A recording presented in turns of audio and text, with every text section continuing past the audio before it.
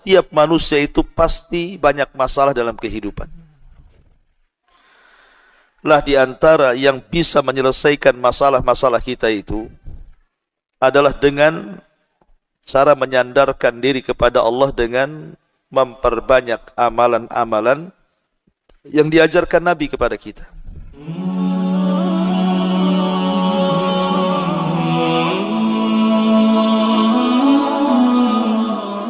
Assalamualaikum warahmatullahi wabarakatuh.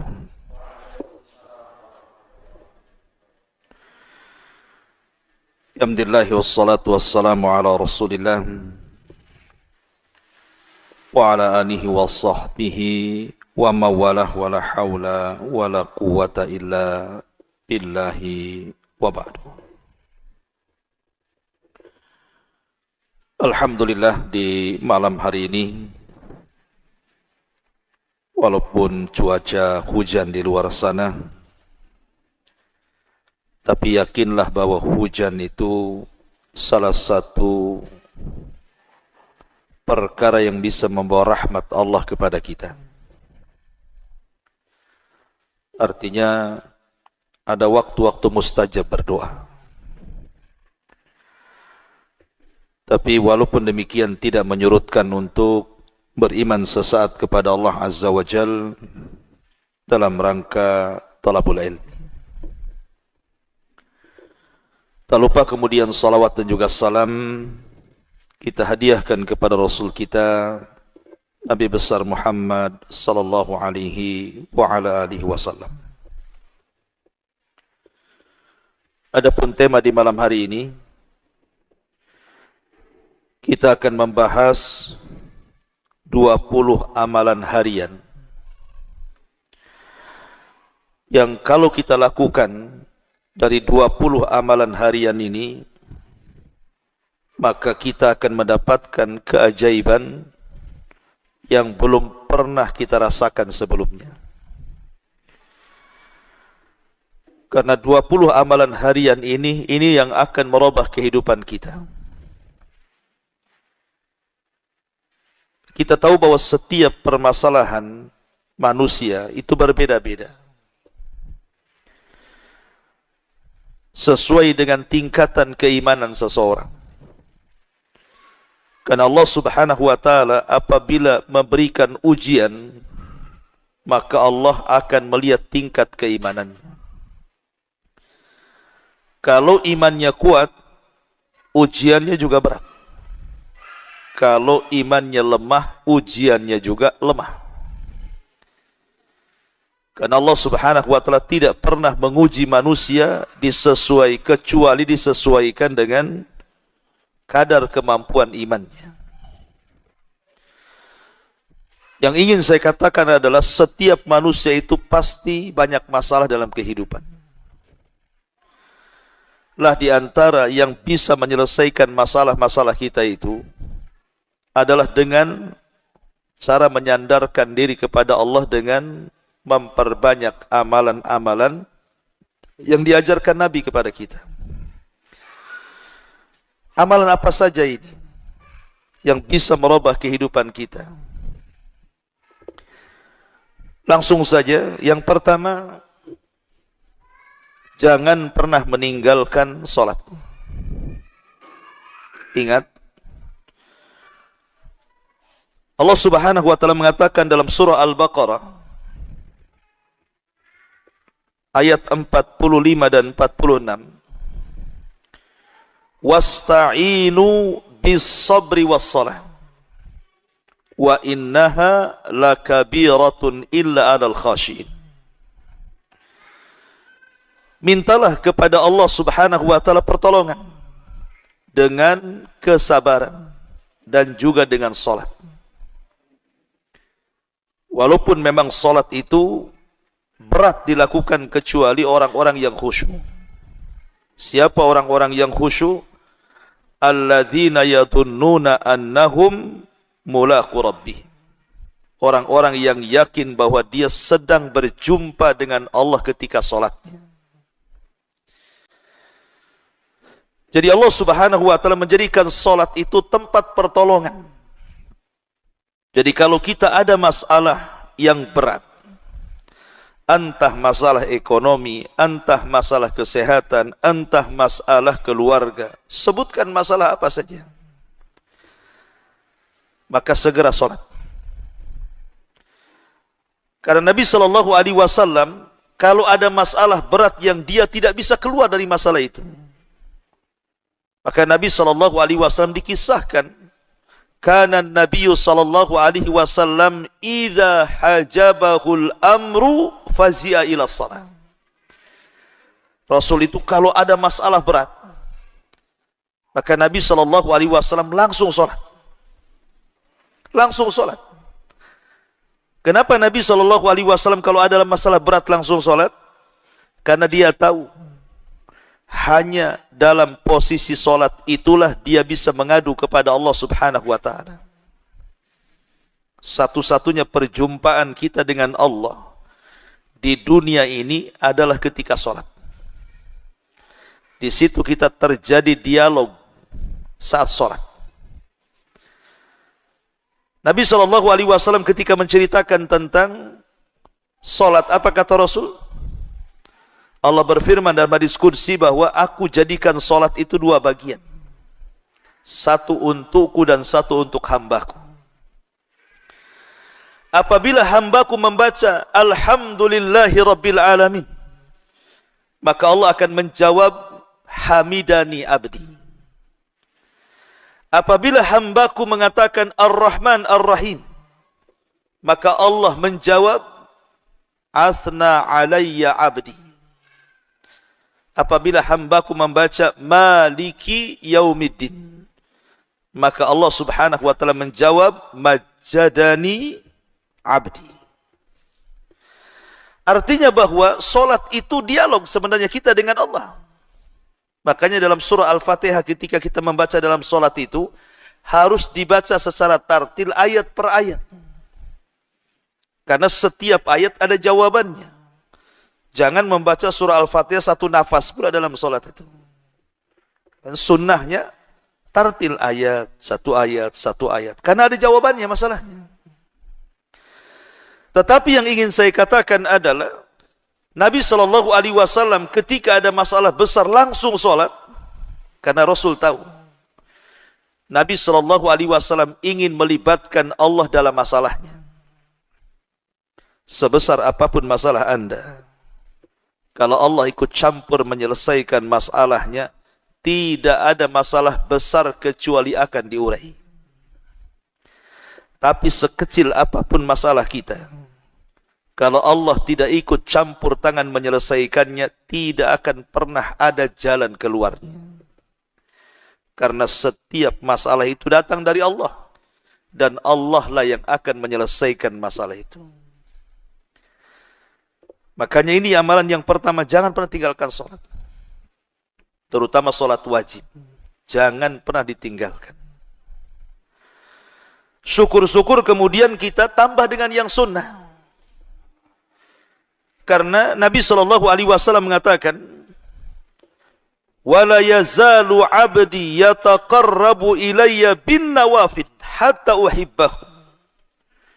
Ketika seorang hamba terus-menerus melaksanakan yang wajib, kemudian diselingi dengan sunnah-sunnahnya, bukan hanya sholat wajib, tapi juga sholat sunnahnya, maka Allah katakan, hatta uhibbahu, sampai akhirnya aku pun jatuh cinta dengan hamba itu. Bayangkan, kalau Allah Subhanahu wa ta'ala sayang dan cinta dengan kita, tentu apapun yang kita hajatkan Allah akan kabulkan. Kayak antum lah, kalau lagi sayang dengan istri, cinta dengan istri, apapun yang diminta istri diupayakan kita kabulkan. Karena orang yang mencintai kepada orang yang dicintai, pasti akan mentaati. Apalagi yang mencintai kita Allah, ikhwan.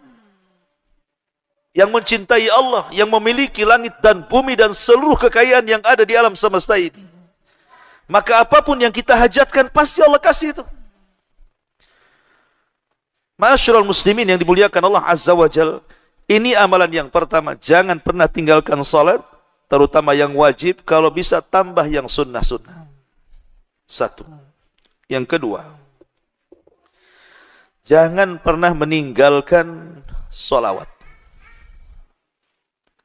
Terkadang kita ini meremehkan soal solawat. Padahal di balik solawat itu ada keajaiban yang luar biasa, ikhwan. Di balik solawat itu luar biasa keajaibannya. Nabi SAW bersabda dalam sebuah hadis yang dikeluarkan Imam An-Nasai. Apa kata Rasul? Man shalla alayya salatan wahidatan sallallahu alaihi ashra salawatin wa khuttat anhu ashra khatawatin wa rufi'at lahu ashru darajatin. Kata Nabi SAW, barang siapa yang bersalawat kepadaku satu kali saja, maka Allah Subhanahu wa ta'ala akan bersalawat kepada kita 10 kali lipat. Apa makna salawat? Kita sering membaca Allahumma salli ala Muhammad. Atau kalau kita menulis nama Rasul, mesti Muhammad sallallahu alaihi wasallam. Kita sering mengucapkan salawat Allahumma salli ala Muhammad sallallahu alaihi wasallam. Apa maknanya itu? Makna salawat itu, kalau kita mengatakan Allahumma salli ala Muhammad, artinya, ya Allah, berikan pujian kepada Nabi kita Muhammad sallallahu alaihi wasallam di hadapan makhluk Engkau yang ada di langit sana. Jadi kita meminta kepada Allah agar nama Rasul dipuji-puji di langit. Tolong ya Allah, pujilah Nabi kami Muhammad di hadapan makhlukmu di langit sana. Pujilah dia di hadapan malaikat Jibril, Mikail, Israfil dan seluruh malaikat yang ada di langit. Itu makna salawat. Makna salawat, kita meminta kepada Allah agar Nabi kita terus dipuji di langit, di hadapan para malaikat. Lah kalau seandainya, kata Rasul, kita bersalawat 1 kali, maka Allah akan bersalawat kepada kita berapa kali? 10 kali. Nama kita akan disebut oleh Allah 10 kali. Di hadapan para malaikat di langit sana. Di hadapan Jibril, Mikail, Israfil, malaikat pemikul arsy dan seluruh malaikat yang ada di langit. Bayangkan, nama kita disebut-sebut. Padahal hanya menyebut salawat 1 kali saja. Tapi nama kita disebut 10 kali. Di hadapan malaikat. Bayangkan kalau seandainya antum bersalawat sampai 10 kali, 20 kali, 100 kali, mungkin anda sudah menjadi selebritis langit. Karena nama kita akan dikenal oleh malaikat masalahnya. Makanya jangan bakhil mengucapkan salawat. Antum pulang dari sini, Allahumma salli ala Muhammad, Allahumma salli ala Muhammad. Sampai rumah ada berapa kali itu salawat tuh? Nama kita disebut-sebut di langit tuh. 1 kali salawat, 10 kali penyebutan. 2 kali salawat, 20 kali disebutkan nama kita di langit. 100 kali salawat, kalikan saja. Berarti nama kita akan disebut-sebut oleh para malaikat dan mereka memuji-muji kita.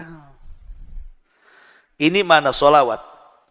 Kemudian makna salam apa? Makna salam itu juga kita meminta kepada Allah agar Allah menyelamatkan Nabi kita.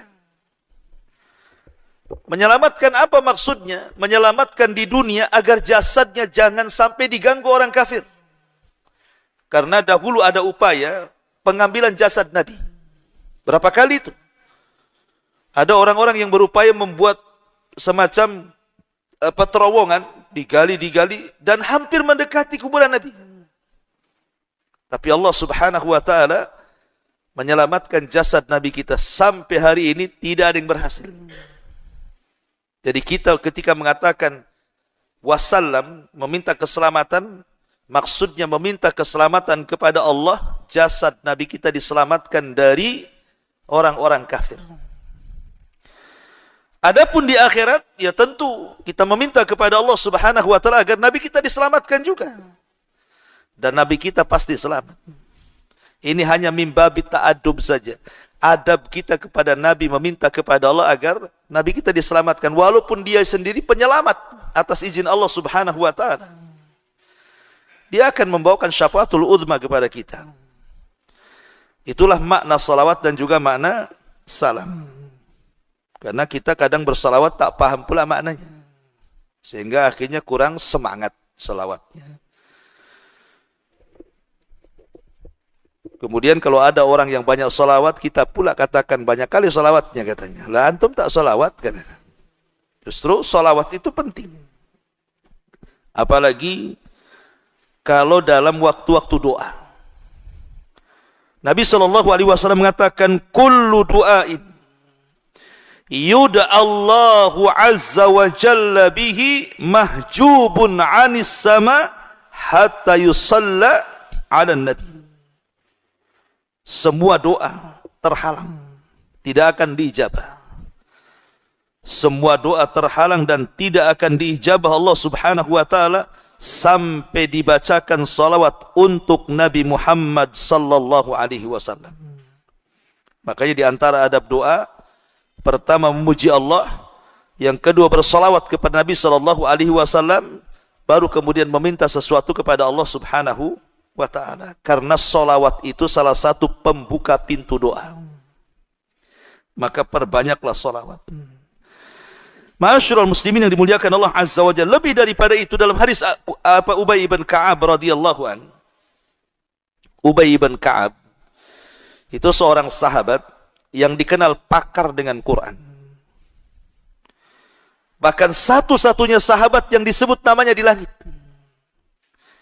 Satu hari Nabi SAW memanggil Ubay ibn Ka'ab di masjid dan mengatakan, ya Ubay, amaranillah an aqra alaika surat al-bayyinah. Wahai Ubay, Allah perintahkan aku untuk membacakan surah al-bayyinah kepadamu. Kemudian Rasul membaca, lam yakunil ladina kafaru min ahlil kitab. Ubay menangis. Asammanillahu ya Rasulullah. Apakah namaku disebut-sebut di langit wahai Rasul? Apakah Allah menyebut-nyebut namaku wahai Rasul? Maka Rasul mengatakan, ya, Allah menyebut-nyebut namamu. Maka Ubay pun menangis. Macam mana orang seperti dia disebut-sebut namanya? Padahal di sana ada Abu Bakar, Umar, Utsman yang jauh di atas dia. Ya. Lah Ubay bin Ka'ab ini satu hari bertanya soal salawat kepada Rasul dalam doanya. Dan dia mengatakan, ya Rasulullah, aku sanggup menjadikan seluruh doaku diisi dengan salawat. Apa kata Nabi SAW? Kata Nabi, idzan tughfa hammuk wa yughfar laka dzambuk. Kalau itu kau lakukan wahai Ubay, semua masalahmu akan hilang dan semua dosamu akan diampuni. Jadi kalau antum banyak masalah, banyak salawat. InsyaAllah masalah itu akan terurai sedikit. Ini yang kedua. Yang ketiga, perbanyak istighfar. Astaghfirullah, astaghfirullah, astaghfirullah. Itulah istighfar. Istighfar itu diambil dari tiga kata. Ghain, gha, fa, ra. Ghain, fa, dan ra. Ghafar. Apa ghafar itu? Artinya penutup. Jadi kalau dalam dunia peperangan di zaman dulu, biasanya orang itu kan menggunakan baju besi dan helm penutup. Dalam bahasa Arab helm itu disebut mighfar, karena kepalanya tertutup dengan helm. Mighfar itulah helm kepala dalam perang. Tameng. Ya. Lah kenapa kemudian istighfar diambil dari mighfar? Makna istighfar itu dua. Pertama, kita meminta kepada Allah subhanahu wa ta'ala agar seluruh dosa dan aib kita ditutup. Sebagaimana kepala tertutup dengan helm. Maka ketika kita katakan astagfirullah, astagfirullah, artinya ya Allah, tutuplah dosaku, tutuplah aibku, jangan ada orang yang tahu. Sebab satu aib saja Allah bongkar, malu kita dibuatnya.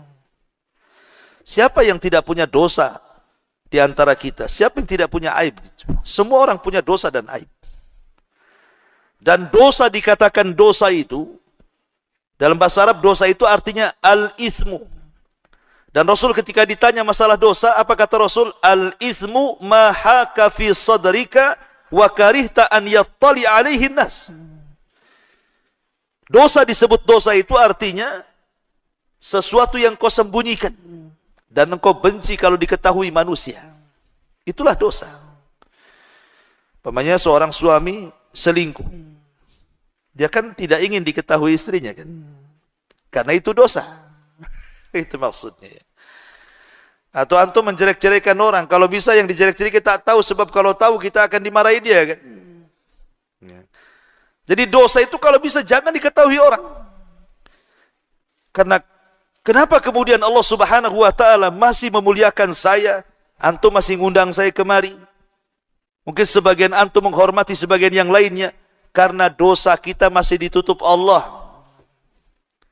Coba kalau setiap dosa ada baunya ikhwan, enggak ada antum yang datang ke sini bau kali Abu Humairah ini katanya. Ana pun tak mau dekat-dekat antum, antum lebih bau lagi. Kalau setiap dosa ada baunya. Tapi Allah tidak jadikan setiap orang berbuat dosa berbau. Bahkan tidak tampak pun kalau itu orang berbuat dosa. Kenapa? Allah tutup. Allah tutup. Makanya Imam Ahmad Ibn Hanbal rahimahullahu ta'ala satu hari dia ke pasar.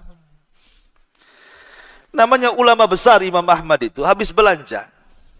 Murid-muridnya datang dari mana-mana. Dan mengatakan, ya Imam sudah kau pulang aja badanmu. Kami yang bawa barang-barangmu ini. Apa kata Imam Ahmad? Jangan. Kalian itu menghormati aku, kata Imam Ahmad. Karena kalian tidak tahu aibku saja. Kalau kalian tahu aibku, kalian tidak akan mengangkatkan barang-barangku. Justru kalian akan mengambil pasir dan meletakkan di atas kepalaku, katanya. Pergi kalian. Lihat. Maka kita melihat coba ada orang yang dibongkar aibnya. Yang tadinya dihormati bisa jatuh. Lihat tokoh-tokoh. Sekali dia mungkin ngomong sesuatu, kemudian tersalah ngomong, kadang viral, dihujat netizen, netizen Indonesia lagi, tukang julid kan itu. Hancur dia karirnya. Itu baru satu aib, salah ngomong. Macam mana kalau seluruh aib dia dibongkar Allah Azza wa Jal, mati berdiri dia. Mau ditaruh di mana muka dia? Malu. Makanya kalau kita mengatakan astagfirullah itu artinya, ya Allah tutuplah dosa dan aibku, cukuplah antara kita dengan dirimu saja ya Allah. Sebab kau dibongkar masalah besar. Ya. Siapa yang tidak punya aib? Ini mana istighfar yang pertama. Mana istighfar yang kedua, karena kita ini tidak mungkin lepas daripada dosa. Tidak ada manusia yang bersih dari dosa. Maka kita meminta kepada Allah agar dosa-dosa kita ini tidak diazab dan diampuni Allah Subhanahu wa taala. Makanya ada hadis yang panjang, hadis tentang hisab yasir, hisab mudah. Jadi nanti pada hari kiamat ada orang yang didatangkan di hadapan Allah di halayak orang ramai. Tapi Allah tutupi antara dia dengan manusia. Kemudian Allah mengatakan, "Ata'rifu dzamba kadza?" Wahai fulan, bukankah engkau sudah melakukan dosa ini itu, dosa ini itu? Maka orang ini mengatakan, tentu ya Rabb, aku melakukannya. Kemudian Allah mengatakan, kalau begitu, apa yang kau harapkan dari dosamu? Maka orang ini mengatakan, ampunanmu ya Rabb. Aku hanya ingin ampunanmu. Maka Allah Subhanahu wa taala mengatakan, ya fulan, laqad satartuka fid dunya wa ghafartu lakal yaum. Dulu engkau di dunia kututup aibmu. Sekarang di akhirat ku ampuni dosamu. Itulah makna istighfar. Jadi ketika kita mengatakan astaghfirullahal azim, astaghfirullahal azim, artinya ya Allah tutup aib dan dosaku dan jangan kau azab aib dan dosaku di akhirat. Kan enak permintaannya kan. Antum kira istighfar itu apa? Istighfar itu astagfirullah, astagfirullah gitu saja. Dah ada maknanya di situ. Makanya kalau orang tahu istilah, tahu makna, semangat bacanya. Kayak sholawat tadi kan semangat bacanya. Allahumma sholli ala Muhammad 10 kali nama kita disebut-sebut malaikat sana. Di depan Jibril lagi disebut nama kita. Ketemu aja enggak dengan Jibril kita. Tapi nama kita di depan Jibril disebut-sebut Allah sebenarnya. Enggak apa-apa enggak jadi selebritis Jakarta. Yang penting nama kita menjadi selebritis langit kan lebih mulia. Ada orang yang tidak dikenal manusia tapi dikenal di tengah-tengah malaikat. Ini yang ketiga, perbanyak istighfar. Karena istighfar ini bisa mengatasi masalah. Semua masalah bisa dengan istighfar. Kata Nabi SAW, man lazimal istighfar, ja'alallahu min kulli dhiqin makhraja, wa min kulli hammin faraja, wa razaqahullahu min haitsu la yahtasib.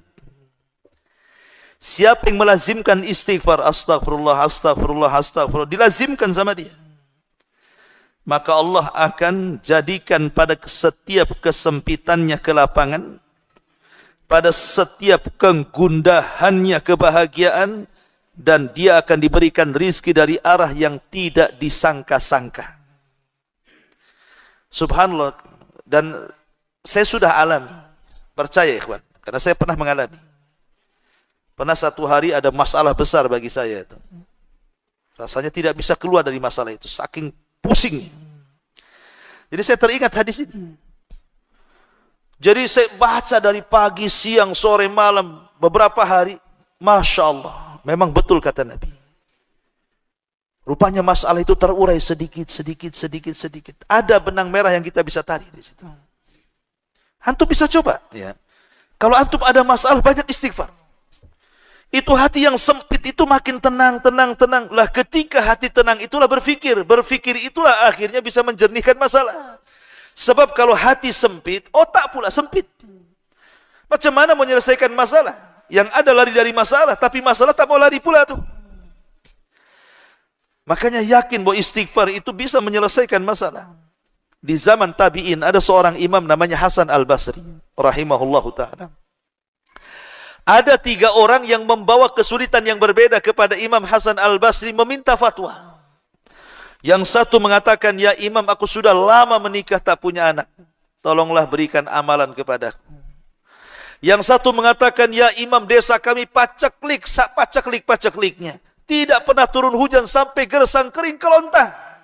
Kira-kira amalan apa yang bisa menurunkan hujan, katanya. Yang ketiga mengatakan, ya imam, aku sudah bekerja ngalor ngidul ngetan ngulon bahasanya. Gak kaya-kaya juga. Apa kata Imam Hasan Al-Basri? Istaghfiru rabbakum. Jawabannya untuk 3 masalah 1. Perbanyak istighfar, katanya. Orang-orang mengatakan, ya imam, masalah kami beda-beda. Kenapa jawabannya 1? Suruh istighfar, katanya kan. Maka Hasan Al-Basri menukilkan perkataan Nabi Nuh alaihi salam yang disebutkan dalam Al-Quran surah Nuh itu. Apa kata Hasan Al-Basri? Bukankah Allah yang berfirman dalam surah Nuh? Fakultu astaghfiru rabbakum innahu kana ghaffara yursilis samaa alaikum midrara wa yumdidkum bi amwalin wa banin wa yaj'al lakum jannatin wa yaj'al lakum anhara ma lakum la tarjuna lillahi waqara. Nuh berkata kepada kaumnya, perbanyaklah istighfar, ucapkan astagfirullah, karena banyaknya kalian mengucapkan astagfirullah itu akan menjadikan apa? Yursilis sama alaikum midrara. Allah akan hujani kalian. Wa yumdidkum bi amwali wa banin. Allah akan perbanyak harta dan keturunan kalian. Wa yaj'al lakum jannatin wa yaj'al lakum anhara. Allah akan lebatkan hutan-hutan kalian dan Allah akan aliri seluruh sungai-sungai kalian. Lihat. Kata Nabi Nuh, dengan memperbanyak istighfar Allah turunkan hujan, Allah perbanyak harta, Allah berikan keturunan. Itulah 3 soalan tadi kan. Ya Imam, saya lama menikah, tak punya keturunan. Kata Allah dalam Quran, Allah perbanyak keturunan.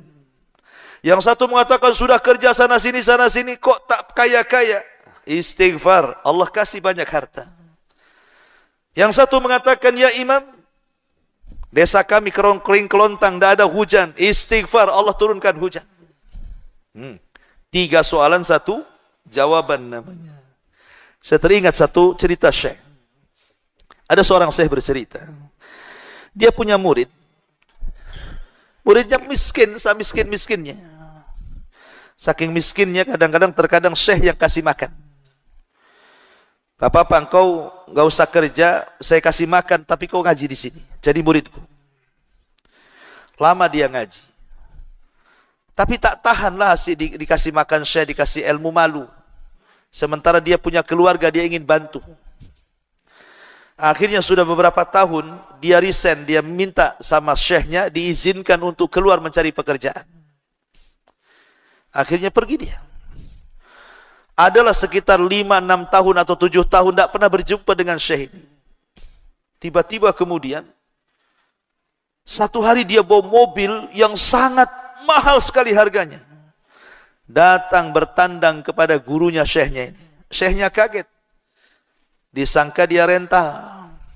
Ini mobil siapa? Rental di mana? Katanya. Enak saja, ini mobilku lah Syekh katanya. Katanya, udah 7 tahun kan. Ini baru 1 katanya. Di rumah ada lagi. Kagetlah saya ini.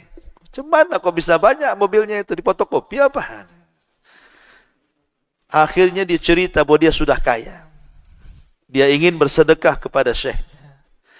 Jadi Syekh ini kan heran. Ini anak murid dia itu tak punya skill kerja.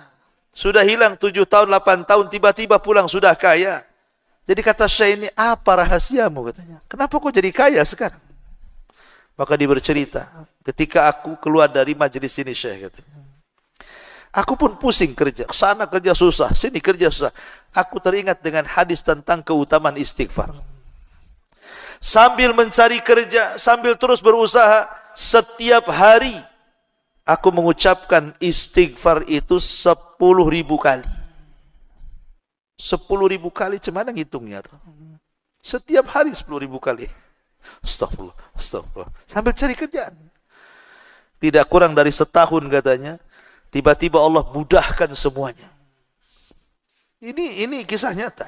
Ya. Seorang Syekh bercerita. Cobalah Ustaz. Tahun depan masih miskin, udah takdirnya mungkin antum miskin tuh. Gitu.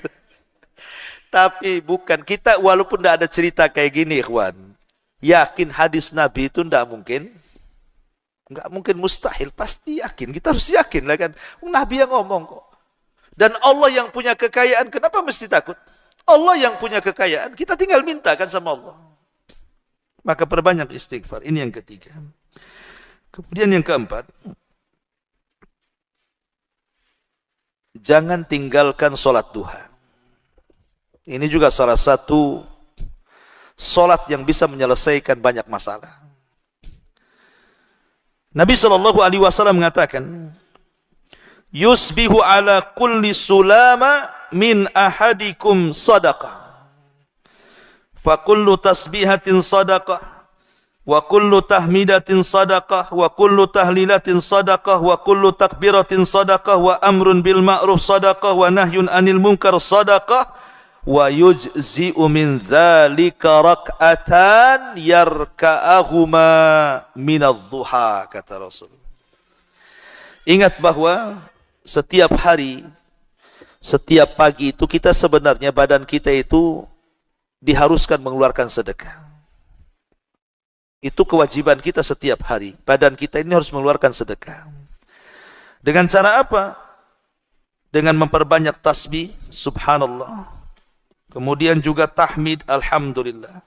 Kemudian tahlil, la ilaha illallah. Kemudian takbir, Allahu akbar. Kemudian mengajak manusia kepada kebaikan, mencegah manusia dari kemungkaran. Pokoknya setiap kita bangun, badan kita dituntut untuk bersedekah. Tetapi kata Rasul, tidak perlu kita lakukan semuanya. Cukup 2 rakaat duha saja, itu mewakili semuanya. Cukup 2 rakaat duha mewakili semuanya. Ikhwan, seafdal-afdalnya sholat duha jam berapa? Ketika anak unta berlarian karena kepanasan. Begitu hadisnya. Artinya sholat duha itu yang paling afdal ketika tanah sudah mulai memanas. Ketika matahari sudah mulai memanas, ya mungkin sekitar antara jam 10 sampai jam 12 sebelum duhur lah. Itu seafdal-afdalnya waktu duha. Antara jam 10, jam 11. Itu kan panas-panasnya tuh. Ya. Tapi boleh juga sholat duha di awal waktu. Setelah terbit matahari meninggi 1 tombak boleh. Tapi kita cerita afdalnya sholat duha. Yang ingin saya katakan, jam 8 sampai jam 12 siang, itu waktu orang sibuk-sibuknya bekerja, ikhwan. Yang punya ladang ke ladang, yang punya kantor ke kantor, yang punya perusahaan ke perusahaan, yang cari makan di jalan ya di jalan-jalan kan gitu. Waktu-waktu jam 7 sampai jam 12 itu orang sibuk dunia, ikhwan. Sibuk.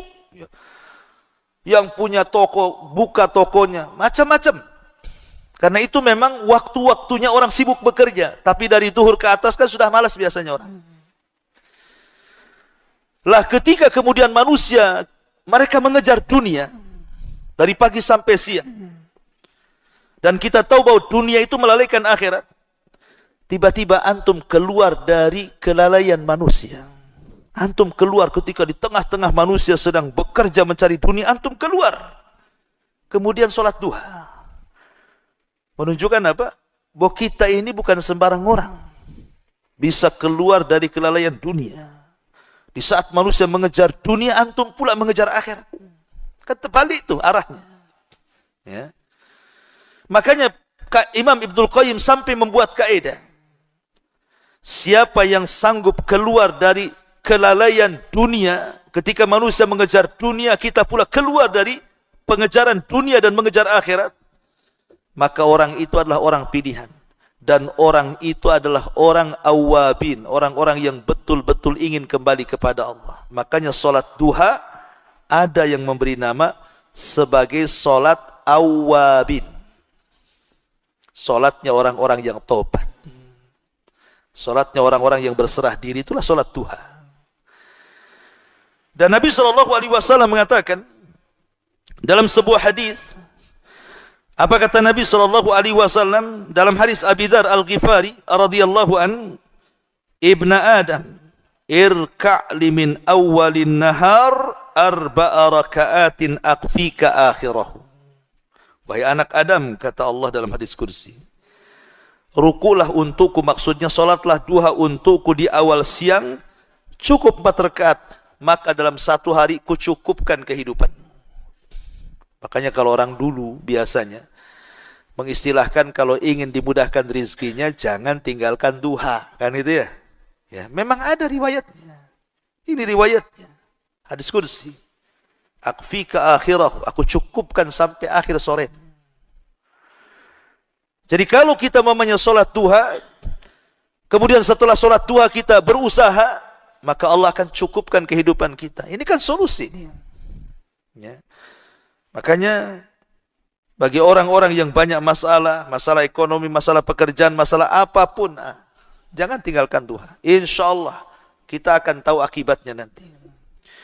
Ini yang keempat. Yang kelima, salat malam, tahajud, qiyamul lail. Beda qiyamul lail dengan salat malam. Kalau qiyamul lail itu artinya menghidupkan malam. Menghidupkan malam kan tidak harus sholat. Berwudu, antum mamanya bangun tidur, berwudu, itu antum berarti qiyamul lail. Walaupun hanya berwudu. Berzikir, baca Quran, tafakur, merenung gitu ya. Itu namanya qiyamul lail. Menghidupkan malam. Tapi kalau tahajud itu disebut sholat malam. Ya, tahajud. Tentu kalau kita bisa menggabungkan semuanya lebih baik lagi. Tapi ingat bahwa tahajud ini adalah solat yang luar biasa. Kenapa? Karena solat ini satu-satunya solat yang akan terhindar dari riya, sum'ah, dan takabur. Satu-satunya solat, antum terhindar dari semua jenis syirik, hanya tahajud. Macam mana mau riya sama siapa bangun malam-malam? Gelap-gelap lagi solatnya. Siapa yang mau nampak sama kita? Kecuali antum live kayak gini. Ya. Allahu Akbar, TikTok pula antum nyalain. Kan? Atau Instagram, atau Facebook. Apa maksudnya? Enggak Ustaz, saya nyontohkan teman-teman. Itu bahasa halusnya. Padahal mau riya tuh. Kita ini susah ya, gara-gara handphone ini akhirnya ibadah kita habis. Coba. Pengen umroh, contoh aja umroh ya kan. Udah mau berangkat selfie, saya sudah di bandara katanya. Kan ya? Nanti di pesawat selfie lagi, alhamdulillah sudah di pesawat. Turun, selfie lagi. Sampai di Mekah, selfie lagi. Ketemu unta, selfie sama unta. Coba seperti itu. Ya. Kan repot jadinya. Jadi ibadah mulia sudah ngabisin duit coba ya. Hilang, nggak ada apa-apa. Gara-gara handphone itu.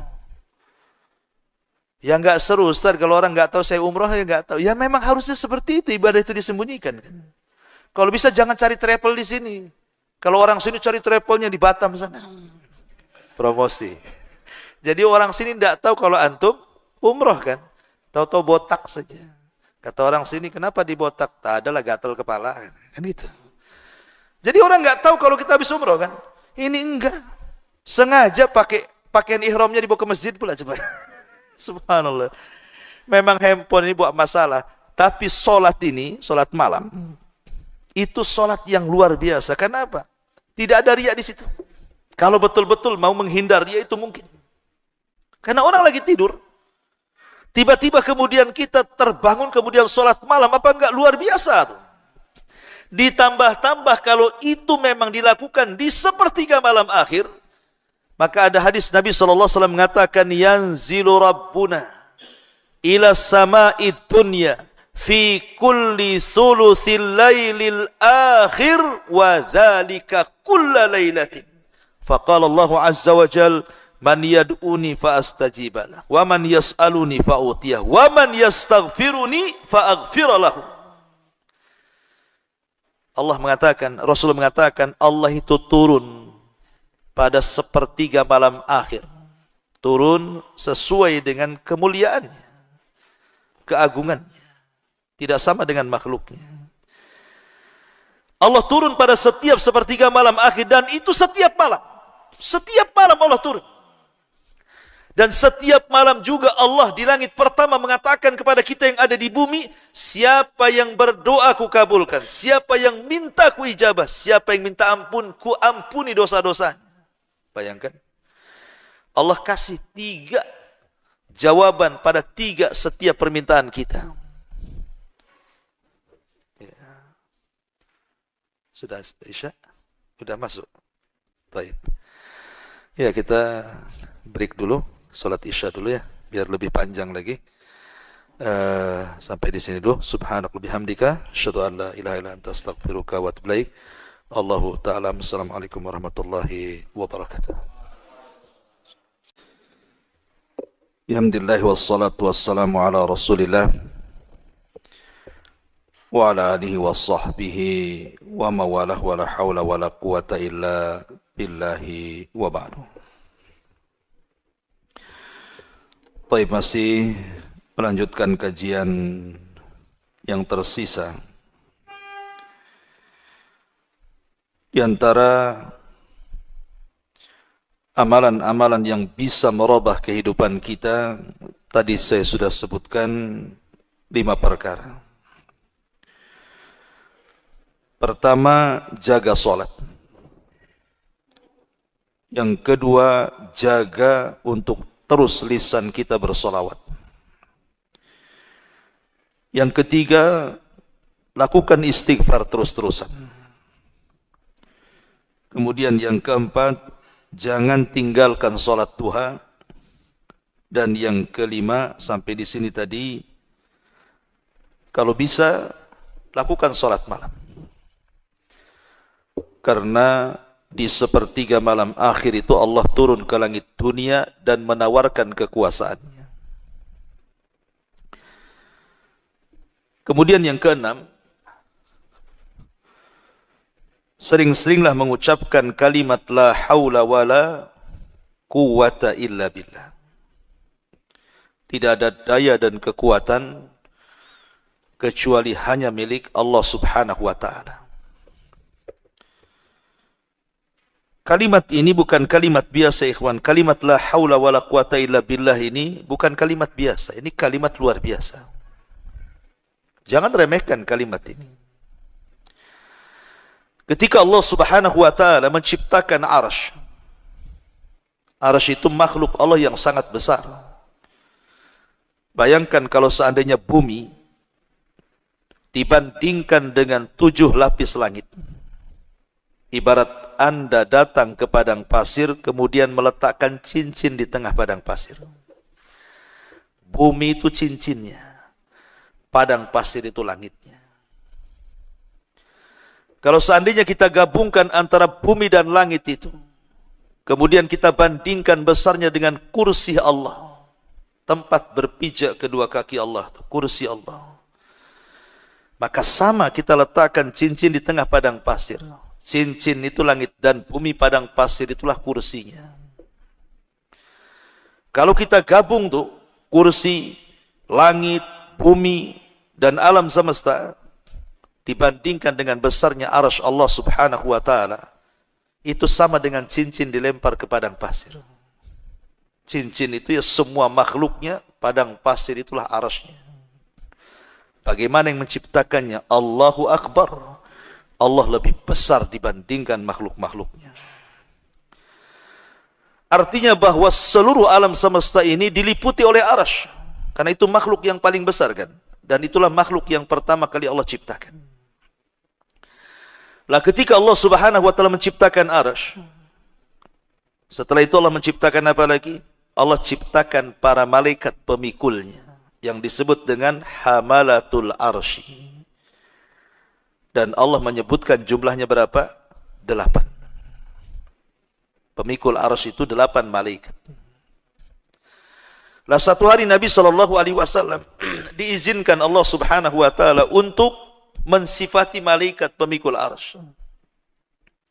Apa kata Rasulullah? Besarnya malaikat pemikul arsy itu, kakinya, kaki malaikat itu menjulang ke bawah sampai ke dasar bumi. Kemudian badannya menjulang ke atas sampai melintasi langit pertama, kedua, ketiga, sampai keempat, sampai ke kursi, sampai ke Sidratil Muntaha, sampai ke sorga. Baru setelah sorga, kedua tanduknya memikul arsy Allah Subhanahu wa ta'ala. Kalau bukan Nabi yang menceritakan dan hadisnya sahih, tentu kita tidak akan percaya. Ini menghayal saja. Masa ada makhluk seperti itu? Kakinya di dasar bumi, kemudian badannya menjulang sampai kedua tanduknya memikul arsy, kan kayak khayal. Menghayal kan begitu. Tapi masalahnya hadisnya sahih yang menceritakan Nabi. Sami'na wa ata'na. Dan itu jumlahnya 8 malaikat. Lah malaikat-malaikat ini saat diciptakan, kemudian Allah Subhanahu wa ta'ala katakan, tugas kalian pikul arsy. Ketika malaikat-malaikat pemikul arsy ini melihat arsy, kayaknya tak sanggup. Macam mana saya akan pikul arsy sampai kiamat dibangkitkan? Arsy sebesar itu. Maka malaikat-malaikat pemikul arsy ini meminta uzur bahwa mereka tidak sanggup pemikul arsy.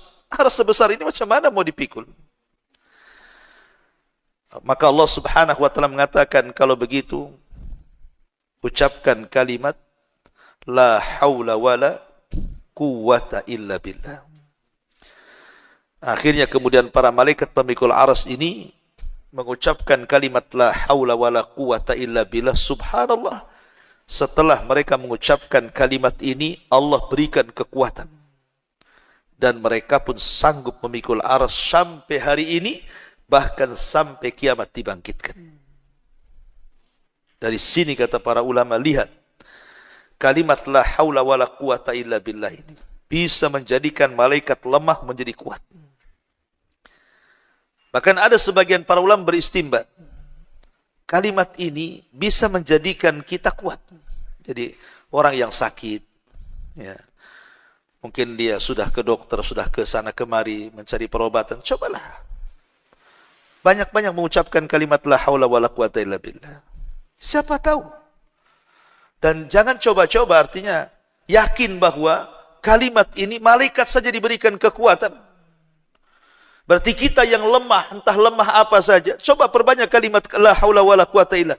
Mudah-mudahan dengan kalimat ini mendatangkan kekuatan bagi kita. Bagi yang kita yang terpuruk ekonominya, susah bangkit, perbanyak la haula wala quwata illa billah. Karena tidak ada daya dan kekuatan kecuali milik Allah kan. Bagi yang terpuruk kesehatannya, bagi yang terpuruk ekonominya, bagi banyak masalah gitu ya, coba perbanyak kalimat ini terus ya. Insyaallah biidznillah. Karena Nabi SAW pernah mengatakan dalam sebuah hadis yang sahih. Apa kata Nabi SAW? Kata Nabi SAW, ala adulluka ala kanzin min kunuzil jannah. Maukah aku tunjukkan kepada kalian dari simpanan-simpanan sorga?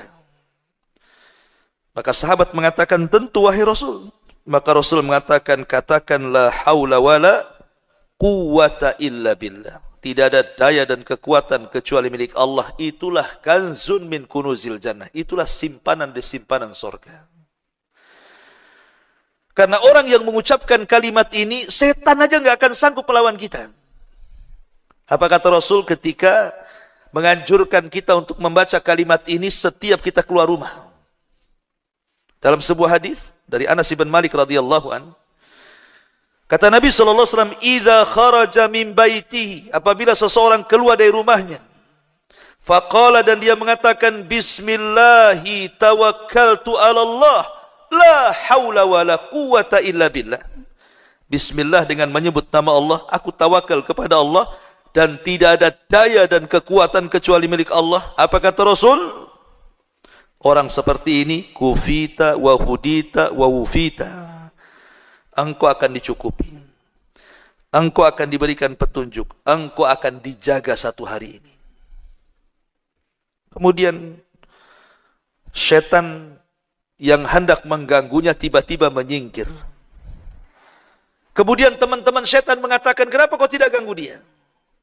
Maka setan yang akan mengganggunya mengatakan, kaifa laka birajulin qad kufiya wa hudiya wa ufiya. Celaka engkau, macam mana aku akan ganggu orang itu? Sementara orang itu sudah dicukupi Allah, sudah diberikan hidayah oleh Allah, sudah dijaga Allah, aku tidak bisa mengganggunya. Makanya kalau kita membaca la haula wala quwata illa billah dari rumah pagi-pagi ini, antum keluar rumah, entah kerja, entah ke pasar, entah ke kebun, entah kemana, terserahlah. Katakan bismillahi tawakkaltu 'ala Allah, la haula wala quwata illa billah. Maka selama satu hari itu tidak akan ada setan yang datang ke kita. Tidak ada orang hasad yang hasad kepada kita, tidak ada orang dengki yang dengki kepada kita, tidak ada orang yang menghantar sihir yang hendak menyihir kita, tidak ada setan yang hendak mengganggu kita. Ya. Lah ini kan kekuatan luar biasa. Berarti satu hari itu kita dicukupi oleh Allah, dijaga oleh Allah, bahkan diberikan petunjuk oleh Allah Azza wa Jalla. Tuh terkadang kalimat-kalimat seperti ini, ikhwan, kalau orang tahu makna dan paham, kan enak tuh. Kita amalkan. Ya. Ma'asyiral muslimin yang dimuliakan Allah Azza wa Jalla. Karena ini salah satu solusi hidup masalahnya. Kalau kita banyak masalah, penyakit dan lain sebagainya, maka perbanyaklah haula wala quwata illa billah. Antum kasih ijazah lah bahasanya. Kalau ada saudara sakit gitu ya, bisiki saja, perbanyak kalimat la haula wala quwata illa billah, insyaallah sembuh. Tahu-tahu besoknya mati, ya sudah takdirnya. Gimana udah takdir Allah kan? Kita ini ngasih sebab saja kan itu ya. Ma'asyiral muslimin yang dimuliakan Allah Subhanahu wa taala. Kemudian yang nomor 7. Perbanyak kalimat tasbih. Subhanallah, subhanallah, tasbih. Disebutkan dalam hadis Nabi sallallahu alaihi wasallam, "Man qala subhanallah wa bihamdihi fi yawmin mi'ata marratin hutat khatayahu wa in kana mithla zabadil bahri." Barang siapa yang mengucapkan subhanallah wa bihamdihi, subhanallah wa bihamdihi berapa kali? 100 kali dalam satu hari, maka Allah akan hapuskan dosanya walaupun jumlah dosanya sebanyak buih yang ada di lautan. Subhanallah. Siapa yang bisa menghitung buih di lautan? Tidak ada yang bisa. Seandainya kita punya dosa loh sebanyak itu, dengan mengucapkan subhanallah bihamdi 100 kali dalam sehari, Allah hapuskan dosa-dosa kita. Tentu yang dimaksud di sini dosa kecil. Kalau dosa besar kan tidak bisa digempur dengan tasbih, hanya bisa digempur dengan taubatan nasuha. Tetapi ikhwatu fiddin muliakan Allah Azza wa Jal, kalimat subhanallah itu kan kalimat ringan kan? Semua orang bisa mengucapkannya. Bahkan Rasul yang mengatakan kalimat ini kalimat ringan. Apa kata Rasul? Kalimatani khafifatani ala lisani thaqilatani fil mizani habibatani ala rahmani subhanallah wa bihamdihi subhanallah azim, kata Rasul. Dua kalimat ringan di lisan, berat dalam timbangan, dicintai Ar-Rahman. Subhanallah wa bihamdihi subhanallahil azim. Lihat, memberatkan timbangan. Ada seorang syekh bercerita. Jadi ada seorang kakek, udah usia ya, mungkin 80-90 tahun itu usianya. Orang awam, tapi suka ke masjid kakek ini. Entah apa yang mengilhami hatinya, tiba-tiba habis sholat wajib, entah sholat asar atau sholat maghrib gitu, tiba-tiba dia mendekat ke imam sholat itu. Imam ini pun kaget karena tidak pernah ada jamaah yang datang bertanya. Kata Pak Imam, ada apa kek? Kata kakek ini begini, Pak Imam, saya ingin tanya, saya kan sudah tua, kasihlah amalan untuk saya, supaya dengan amalan itu aku bisa mendawamkannya dan aku bisa ajak orang lain untuk mengamalkannya. Terdiamlah sang imam ini. Tapi akhirnya imam ini ingat hadis ini. Kata imam ini gini kek, saya ingat hadis Nabi. Kalimatani khafifatani ala lisani thaqilatani fil mizani habibatani ala rahmani subhanallah wa bihamdihi subhanallahil azim. Baca kek ya. Kata Rasul dua kalimat ringan di lisan tapi berat loh dalam timbangan, dicintai Allah lagi. Ucapkan subhanallah wa bihamdihi subhanallahil azim. Dihafal sama kakek ini. Keluar dari masjid dia. Setiap ketemu orang di jalan di-stop sama dia. Sini. Nabi bersabda dua kalimat ringan di lisan, berat dalam timbangan, dicintai Ar-Rahman. Katakan subhanallah wa bihamdihi subhanallahil azim. Setiap ketemu orang dia ngomong begitu. Masuk pasar, teriak di pasar, hei orang pasar, dua kalimat ringan di lisan, dicintai Ar-Rahman, berat dalam timbangan, katakan subhanallah wa bihamdihi subhanallahil azim. Pokoknya semuanya keluarganya dikumpulkan. Subhanallah, coba bayangkan. Satu hari kakek ini koma, sakit, udah tua. Sampai 1 pekan dia nggak sadar-sadar. Ketika sadar, keluarganya senang, dipegangnya tangan kakek ini. Mulailah kakek ini berkata kepada keluarganya, "Aina dokter?" Mana dokter? Mana dokter katanya. Dipanggil dokter, dipegang tangan dokter. Dok, Nabi bersabda dua kalimat ringan di lisan, berat dalam timbangan, dicintai Ar-Rahman.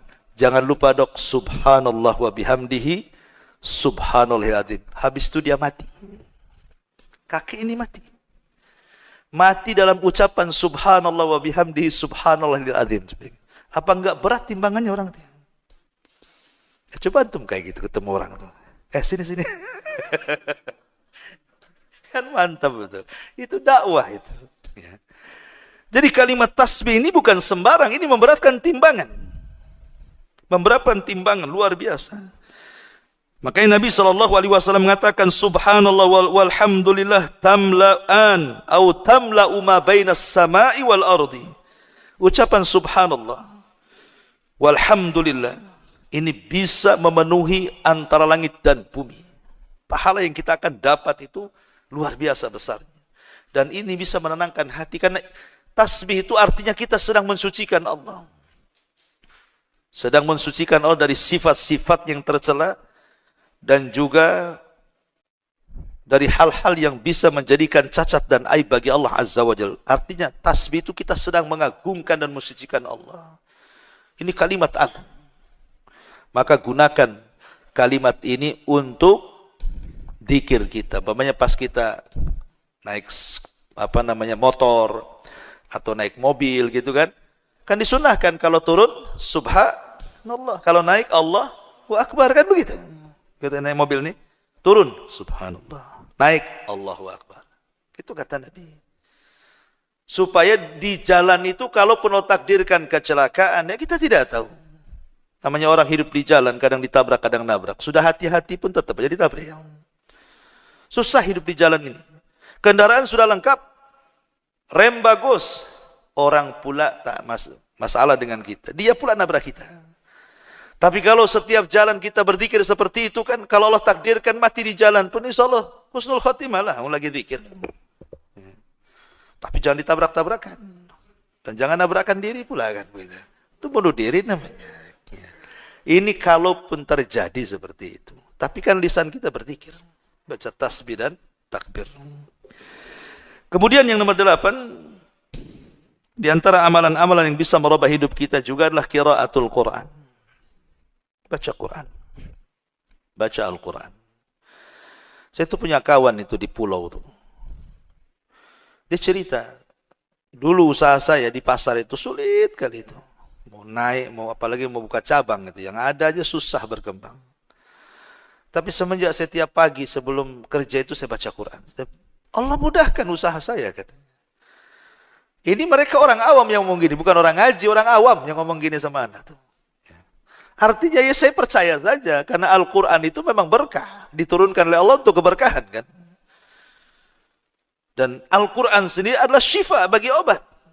Betapa banyak orang-orang yang kemudian membaca Al-Quran ketika dia sudah masuk rumah sakit sana sini, tidak sanggup dokter mengobatinya, akhirnya dia tawasul dengan Al-Quran, akhirnya sembuh. Banyak kok yang seperti itu. Karena Al-Quran itu huda wa rahmah, bahkan wasyifa, dia obat kan itu. Makanya kata Abdullah ibn Mas'ud radhiyallahu an, kalau hatimu mati, berarti carilah di 3 tempat. Pertama, inda sama'il Quran, ketika mendengar Quran. Kalau tidak ada getar-getar ketika mendengar Quran, matilah hati kita. Tapi kalau musik yang didengar, wah bergetar hati kita. Bisa berlinang air mata. Kenapa? Musiknya sedih. Persis kehidupan saya dari kecil sampai besar katanya. Ada pula, coba ya kan. Instrumennya kok buat sedih saya. Bisa dia dengar musik meneteskan air mata. Bisa dengan musik dia jingkrak-jingkrak. Bisa dengan musik dia ketawa-ketawa. Tapi dengan Quran, ada pengaruh. Berarti hatinya mati. Kalau dengar Quran kok biasa-biasa, mati hatinya. Ya, summa qasat qulubuhum. Hatinya sudah keras. Makanya kata Abdul Mas'ud, ini ciri-ciri kalau mendengar Quran kok nggak ada pengaruh, berarti hatimu masalah tuh. Yang kedua, indah majalis dzikri. Ketika di majelis dzikir kayak gini ngaji. Ya, kalau dia mau, karena orang kalau biasa ngaji, kawan, dia akan tenang hidup di majelis taklim tuh. Kalau saya ibaratkan itu kalau kan tangkap ikan, letakkan di akuarium. Tenang dia. Memang di situ tempatnya kan. Coba tangkap burung liar, ada burung yang untung tangkap, masukkan ke sarang. Karena memang bukan di situ tempatnya, yang mau terbang aja dia di sarang itu kan. Kecuali kalau udah lama. Seperti itulah antum yang biasa ngaji ya, tenang aja, walaupun ngantuk-ngantuk kan gitu. Coba cari kawan yang nggak pernah ngaji, ajak ngaji. Apa pantatnya nggak panas itu? Goyang sana, goyang sini.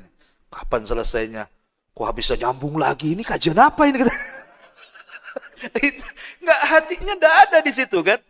Makanya kalau orang punya hati duduk di majelis taklim, tenang dia di situ. Nah, cari hati Anda di situ.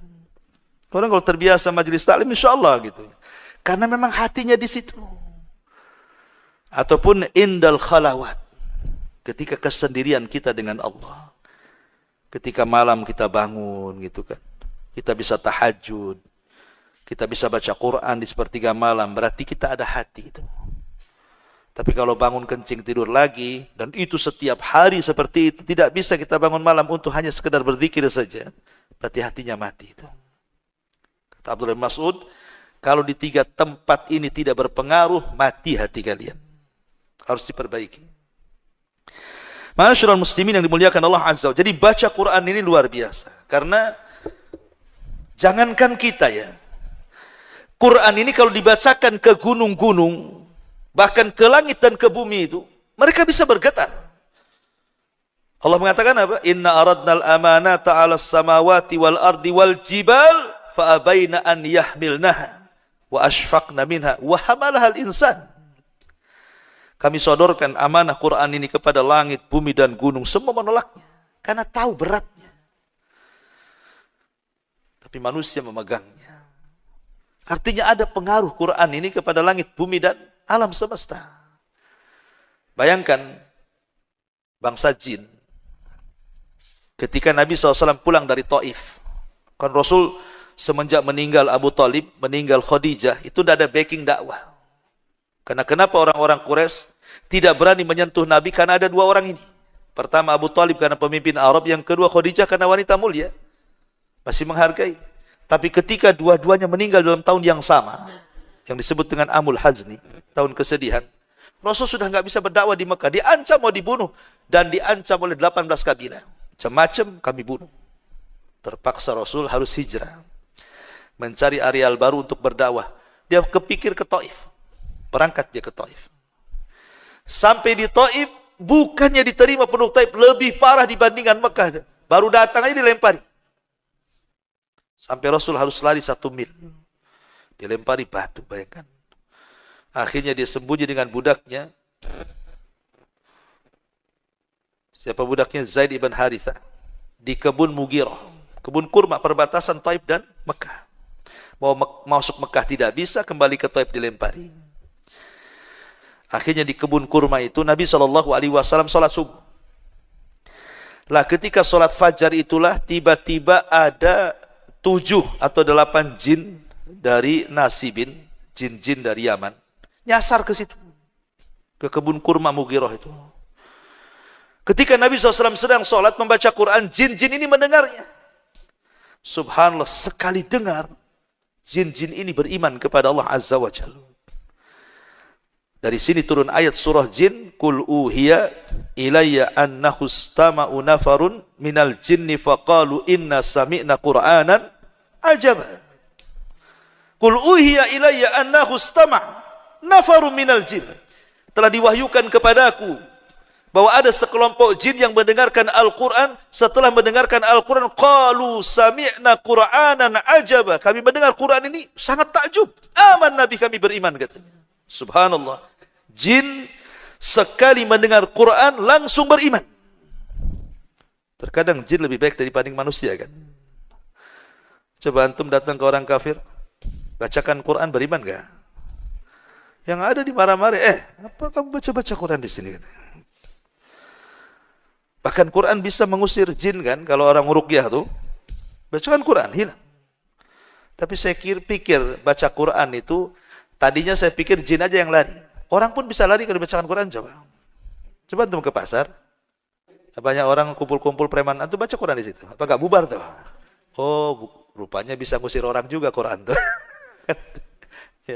Ma'asyiral muslimin yang dimuliakan Allah Azza wa Jalla. Intinya bahwa jangan tinggalkan Quran. Quran itu obat segala sesuatu. Kemudian yang nomor 9, jangan lupakan membaca ayat kursi. Ayat kursi ini jangan dianggap remeh. Ini ayat yang paling mulia dalam Al-Quran. 30 juz, bayangkan Quran itu. Kalau cerita surat, tidak ada surat yang paling mulia melebihi surah Al-Fatihah. Tapi kalau cerita ayat, tidak ada ayat yang paling mulia dalam Al-Quran melebihi ayat kursi. Melebihi ayat kursi. Ajaib luar biasa kalau kita membedah tafsirnya itu. Ayat kursi ini semua bicara tauhid. Dari awal sampai akhir. Keagungan, tauhid, kemuliaan dan begitu seterusnya. Bahkan nama dan sifat bagi Allah diulang-ulang dalam ayat ini. Lah ayat ini, satu hari Abu Hurairah radhiyallahu an ditugasi Rasul untuk menjaga pembendaraan zakat di bulan Ramadan. Jadi Abu Hurairah suruh jaga tuh. Malam-malam kan ngepul zakat. Zakat fitrah, zakat mal, pokoknya zakat lah bulan Ramadan kan. Nah, Abu Hurairah itu jaga tuh pembendaharaan zakatnya, gudangnya. Tiba-tiba ada pencuri, mencuri beras. Mencuri gandum atau kurma lah pokoknya kan. Tidak banyak. Dikejar sama Abu Hurairah. Pencuri ini ketangkap pula. Tiba-tiba kata pencuri ini, ya Abu Hurairah, aku dengar engkau ini baik, suka bagi-bagi zakat, kau dipercaya Nabi. Tolonglah bebaskan aku. Aku kan belum dapat jatah, keluarga lapar, aku juga lapar, aku di orang susah, keluarga orang susah. Biarkan aku ngambil ini. Akhirnya Abu Hurairah kasihan, dilepas. Besoknya lagi, nyuri lagi, dia lagi yang ketangkap. Kemarin kau sudah ngambil, kenapa ngambil lagi? Iya, kurang, ini begini-begini. Sampai 3 kali. Kata Abu Hurairah, ini ketiga kali tidak mungkinlah pencuri dilepas. Ayo kita menghadap Nabi. Kata pencuri ini gini saja Abu Hurairah. Bagaimana kalau ku ajarkan beberapa kalimat? Setelah ku ajarkan beberapa kalimat, lepas diriku. Kata Abu Hurairah, apa kalimat itu? Maka kata orang ini, ya Abu Hurairah, idza awaita ila firashika faqra ayatal kursi. Kalau engkau hendak beranjak ke pembaringan tidurmu, jangan lupa baca ayat kursi. Kemudian kata orang ini, dia mengatakan, fa innahu lan yazalu ma'aka minallah hafidhun wa la yaqrabuka syaitanun hatta tusbiha. Kalau engkau baca ayat kursi ini, kemudian kau tidur, maka selama tidurmu Allah jaga. Enggak ada yang berani mendekatimu. Tidak setan, tidak binatang, tidak ada yang berani mendekatimu. Dan engkau tidak akan diganggu setan sampai subuh. Akhirnya orang ini pergi, dilepas oleh Abu Hurairah. Esok harinya dia bercerita kepada Nabi. Rupanya Nabi sudah tahu. Nah itulah wahyu. Abu Hurairah, semalam kau tangkap pencuri, kenapa kau lepas? Katanya. Loh, kok Nabi tahu? Kata Abu Hurairah, iya wahai Rasul. Masalahnya dia ngajarkan ayat kursi. Kalau saya baca sebelum tidur, saya akan dijaga Allah, setan tidak akan dekat-dekat, katanya. Kata Rasul, Abu Hurairah, yang ngajari semalam kamu itu kamu tahu nggak siapa? Kata Abu Hurairah, enggak tahu. Itu setan, katanya. Setan jadi pencuri. Kagetlah Abu Hurairah. Macam mana kok bisa setan? Dan macam mana setan mengajarkan ayat kursi pula? Itu kan mengajarkan kelemahan namanya. Mengajarkan kelemahan dirinya kan itu ya. Bahwa dia lemah dengan ayat itu.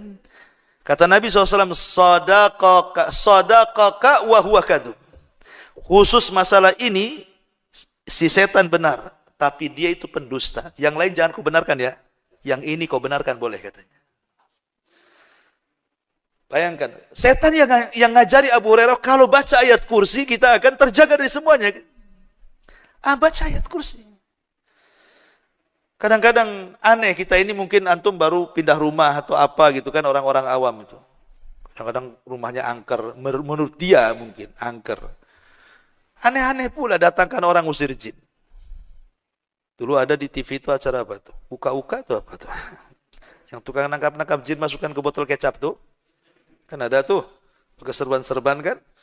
Cemana dia nangkapnya, cemana masukannya. Jin itu berdasarkan Quran, innahum yarab wa kabiluhu min haitsu la tarawna. Mereka dan kabilahnya melihat kita, kita yang tak melihat mereka. Itu nas Quran tuh.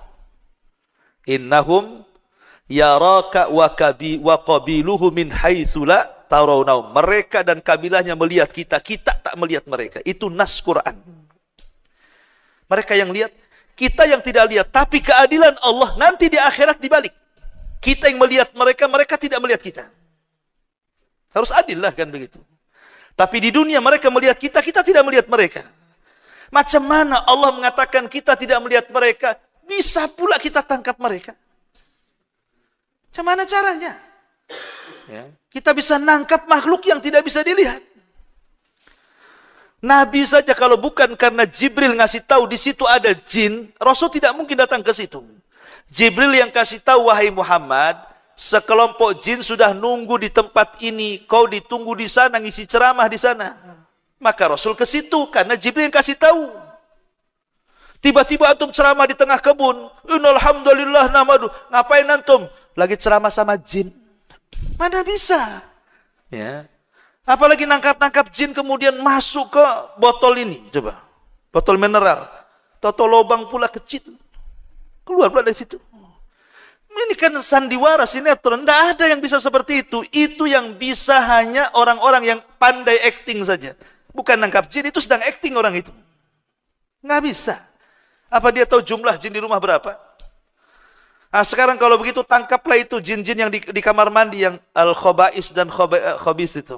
Yang kita berlindung, Allahumma inni a'udzuka minal khubsi wal khobais. Tangkap tuh. Bisa nggak tuh? Nangkap jin laki-laki dan perempuan yang ada di kamar mandi. Jadi kalau yang masuk laki-laki yang goda perempuan. Kalau yang masuk perempuan yang goda laki-laki. Yang masuk LGBT. Ya, jinnya LGBT juga lah kan. Artinya bahwa orang-orang ini sedang menghayal sebenarnya. Dan orang lain tertipu pula. Sebenarnya kalau kita mengikuti kepada sunnah Nabi, sangat ringan. Kalau takut baca ayat kursi kan enak kan gitu ya. Coba simple Islam itu. Kalau kita kenal sunnah itu paling simple. Kita lewat nih. Kok agak bulu kuduk rinding-rinding kan gitu ya. Apa kata Rasul? Bacalah a'udzu bikalimatillahi tammati min syarri ma khalaq. Selesai. Ada yang lebih pendek, kepanjangan itu Ustaz. Ada nggak yang lebih pendek? Ada, kata Rasulullah. Kata Rasulullah, kalau kita lewat di sebuah tempat yang menakutkan, Kul bismillah wala tubali. Katakan bismillah dan jangan dipedulikan. Lewat saja. Bismillah, lewat. Jangan dipedulikan. Ini enggak, lewat dipedulikan. Kenapa ya goyang-goyang ya? Nah, itu namanya dipedulikan namanya kan? Kenapa kok itu ada ini ya? Nah, itu jangan, kata Rasul, jangan dipedulikan. Ibu-ibu ini kalau di rumah kan, pamannya lampu pula mati, hujan pula deras, rumah pula pinggir kuburan, anjing tetangga pula gonggong. Pas Jumat Kliwon pula, aduh udah stres makinnya. Mau ke kamar mandi, mau kencing, takut. Karena mungkin kurang, nggak belajar akidah. Kata Rasulullah, kalau takut ke kamar mandi, ucapkan bismillah, bismillah, masuk kamar mandi, kencing cepat, keluar, masuk ke kamar lagi. Begitu caranya. Dan jangan dipedulikan.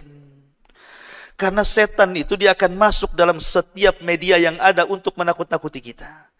Terkadang dia masuk ke gorden, goyang-goyang gordennya.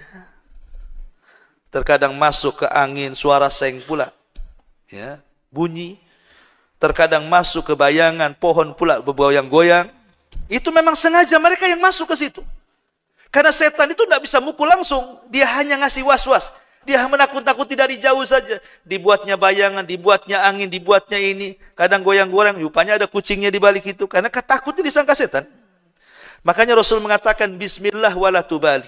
Katakan bismillah, jangan pedulikan. Dan jangan bicara. Ngapain pula kemudian di dapur ibu-ibu? Itu siapa itu di luar, saya di dalam? Ngapain pula? Biarkan saja. Ya.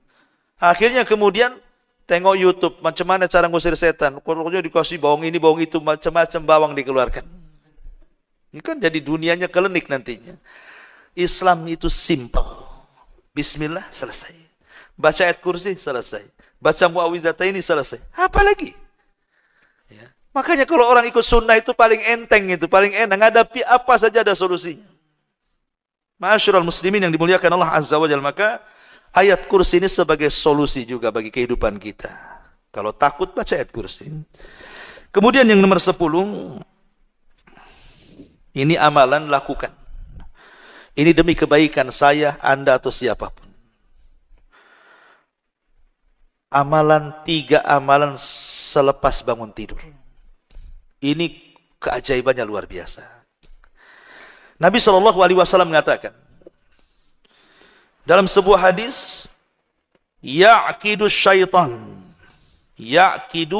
syaitanu ala qafiyati ra'si ahadikum idha huwa nam. Thalatha uqadin. Alaika laylun tawilun. Farkud.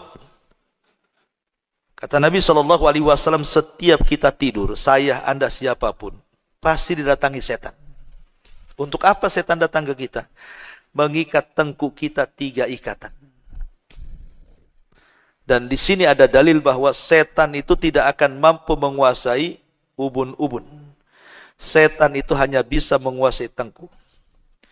Dalam dunia barat, kalau cerita otak, ada otak kanan, ada otak kiri. Ini menurut orang barat. Tapi menurut Al-Quran, otak itu cuma 2. Otak depan dan otak belakang. Otak depan disebut ubun-ubun, nasiyah. Dan otak belakang disebut tengku, qafiyah. Setan tidak bisa menguasai ubun-ubun manusia. Setan itu hanya bisa menguasai otak belakang yang disebut dengan qafiyah, atau bahasa kita tengku. Di sini setan akan menguasai kita dengan cara apa? Diikat 3 ikatan setiap tidur kita. Dan setiap kemudian setan mengikat itu, maka setan akan membacakan mantra. Mantranya apa? Lailun tawilun farkud. Tidur. Malam masih panjang. Itu mantranya. Padahal sudah dekat ke subuh tuh. Ya. Diikat lagi. Udah azan subuh tuh. Kasih mantra lagi. Tidur. Tidurlah. Malam masih panjang. Padahal dari jam 6 tuh. Ya. Diikat lagi. Nah, gitu juga mantranya. Mantranya sederhana. Tidur. Tidur. Itu saja mantranya setan. Ya tidur dia. Tahu-tahu udah matahari sudah terbit. Lihat bagaimana setan itu supaya kita keluar dari waktu yang sangat istimewa. Makanya kata Nabi SAW, kalau kita bangun di sepertiga malam, 1 jam sebelum subuh, apa yang harus kita lakukan? فَإِذَا اسْتَيْقَظَ فَذَكَرَ اللَّهِ. Kalau kita bangun, anggaplah jam 4 atau jam 3, kemudian kita ingat Allah, berzikir setelah bangun daripada tidur, alhamdulillahilladzi ba'dam ahyana ba'dama amatana wa ilaihi nusyur. Hilang 1 ikatan. Kemudian kita beranjak dari tempat tidur, langsung ambil wudu. Hilang 2 ikatan. Kemudian setelah kita berwudu, langsung sholat. Entah sholat tahajud atau sholat subuh. Hilang 3 ikatan. Apa yang terjadi? Kata Nabi SAW, kalau ini terjadi, فَأَصْبَحَ نَشِيطًا طَيِّبًا نَفْسِ وَإِلَّا أَصْبَحَ خَبِيثًا نَفْسِ كَسْلًا.